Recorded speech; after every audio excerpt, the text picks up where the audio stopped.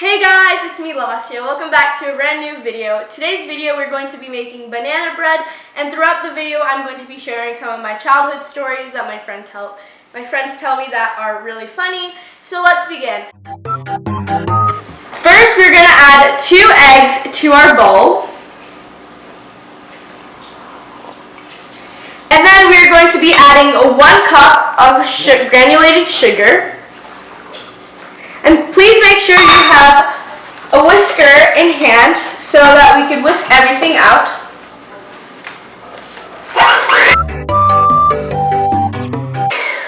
Make sure you whisk it really well. Make sure that everything is the same color and that there are no lumps in your mixture.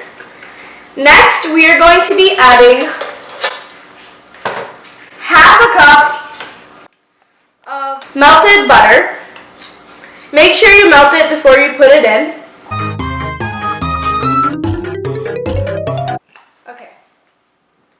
Next, we are going to be adding 3 mashed bananas. Make sure that you mash them up.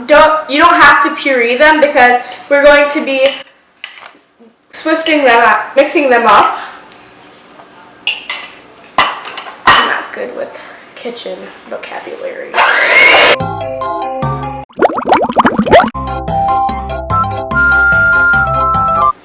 It doesn't have to be perfect, but you have to make sure that it's a pretty well-flowing mixture. Next, we're going to be moving on to the dry ingredients. First, we're going to be putting in half a cup of flour. Make sure you put it in slowly so that you don't get too many lumps.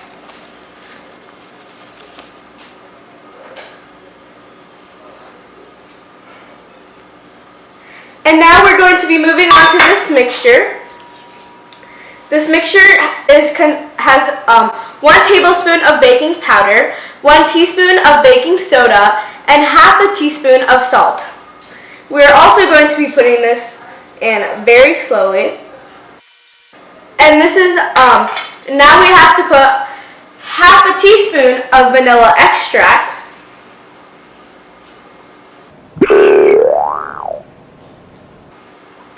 And that is all of our ingredients. All we have to do now is take this, whatever it is, yes, and we have to fold our mixture, and make sure you don't overmix it because it could get pretty bad. So just make sure you just fold it in and out, and it becomes very nice and fluffy.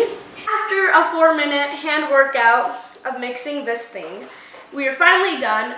Next, we are going to be getting a pan of our choice and greasing it with butter like I did in here. Grease the sides too because we don't want it sticking to the sides. And carefully pour our mixture into the bowl or the pan.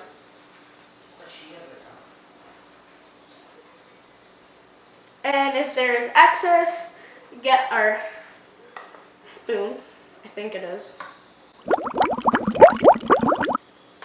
And make sure everything gets in. And we currently preheated our oven to 350 degrees Fahrenheit. And we are going to put it in for 40 minutes at 350. And we will be back. And now we're going to pop it in our oven. Oh my god, where are my oven mitts? Well, I do not have oven mitts at the moment, so I have to be careful during this part because I currently lost them. But we are going to come back in 40 minutes and see what's up. But till then, I'm going to be telling you childhood stories. So let's begin the story. So 2nd grade dumb me decided to take her brother on a walk by the lake, and I was literally 1 meter away from the lake. So me and my brother were casually walking, and my brother decides to slide into the lake from the mud. He literally just slides into the lake. And what happens is, he slides in, and then a cousin or a family friend of mine decides to run to my parents and go tell them that I quote unquote pushed him into the lake. I did not push him into the lake. And he lost a slipper. Fun fact, we found the slipper after it came back from the hurricane. It was just laying there. But we did find it. We did find the slipper. And after that time, I decided it would be a funny story to tell because when I was in 2nd grade, our teacher used to make us tell her stories after the weekend. And this was right after the weekend. So I was like, I was called my teacher Jennifer. Yeah, we're not going to tell you her name. So I was like, Mrs. Jennifer, I have a funny story to tell you. Actually, it's not funny, but it's kind of like a scary story to tell you.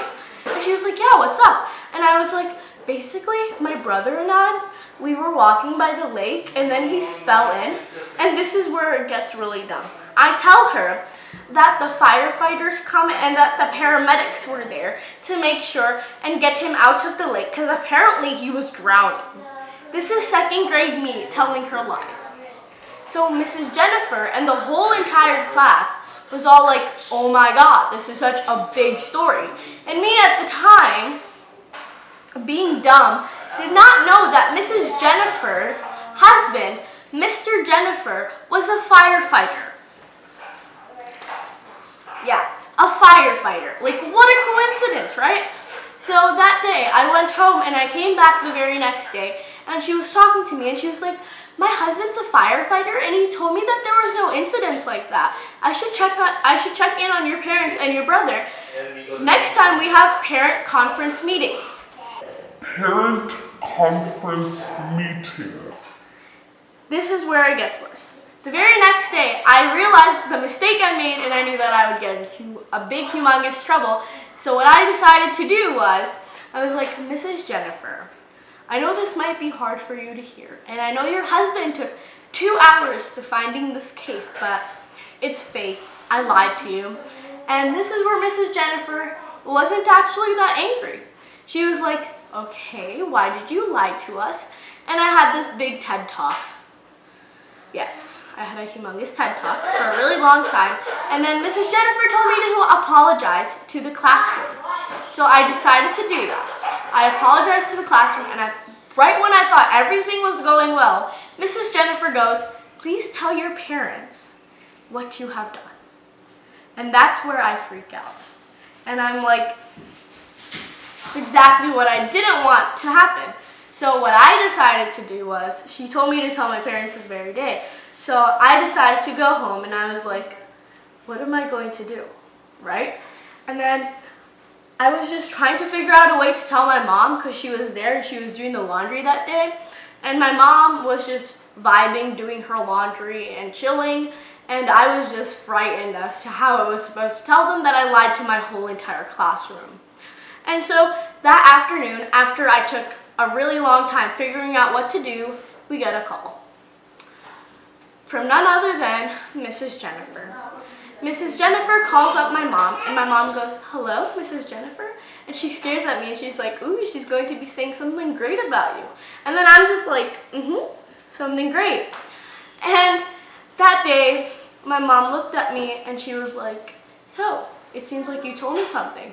And I freaked out, and yeah, I think you can imagine what happened after that. But thank you for listening to my quote-unquote funny childhood story. After a long 40 minutes of waiting for this banana cake, it is finally out. Here is the final result of the cake. It looks really nice. I poked it with a toothpick to make sure that there was no, it wasn't still watery inside. And now let's cut it open and see what it tastes like, because that is the most important part. It is cutting through really nicely, which is a great thing. And now we're going to put it onto our plate. And now let's see how this thing tastes.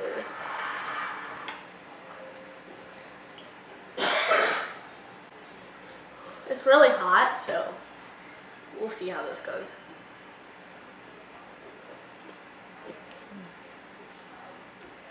That's really good. It's like, you know how like some things are like a little too sweet for people? It's like the perfect sweetness. And you can really taste the banana, which is kind of the whole point of it. So I give it like a 9 out of 10. It's like a really good banana cake. You guys should make this, it's really good.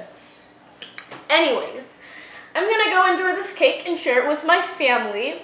So I hope you guys enjoyed this video, maybe learn something new or learn something new about me. And so I'll see you guys again. Bye!